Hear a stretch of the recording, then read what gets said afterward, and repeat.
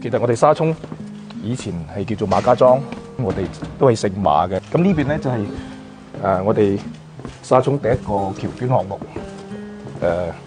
馬應彪先生、馬永燦先生，連埋先施百貨當時嘅董事最集資捐款翻嚟建設街重新活化，就而家作為一個鄉紳書房嘅項目。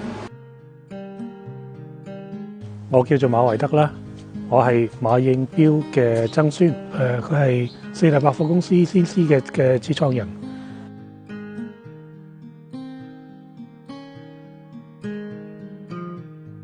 我阿爺就係馬文興，我爸爸就馬健啟，我爸爸係零用錢簿，但係以前買糖就係靠佢咯。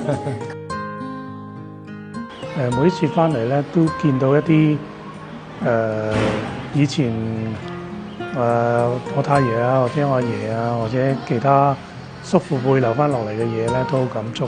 馬在明就係阿馬應彪個爸爸啦。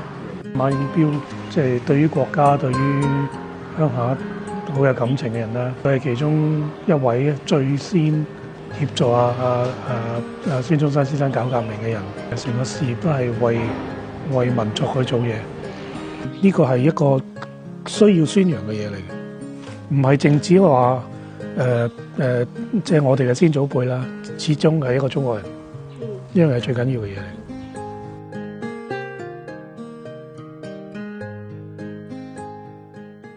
咁呢個應彪公嘅紀念像咧，就係我叔公馬樂山先生咧，好中意係做呢個手舞大師啦。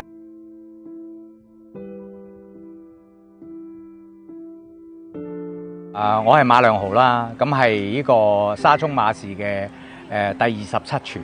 咁我阿爺咧就係馬少年，亦都係先施公司嘅董事啦。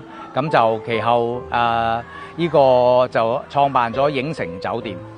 1982年捐咗1萬蚊人民幣咧，就起咗一個艇，就俾沙涌村就做一個公益嘅福利，係老人家喺度有幾張台凳啊，睇下啲書報畫刊啊。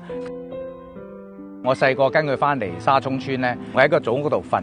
即係而家屋頂嗰度有個 Sloopy 嗰間屋，呢個澤秀街爆做咗一個馬學山嘅廣場啦。咁啊，希望嚟緊我哋依間屋連埋呢一辣嘅橋房，咁呢一個地方都可以打造一個文旅嘅項目，可以幫到沙涌村，幫到南區。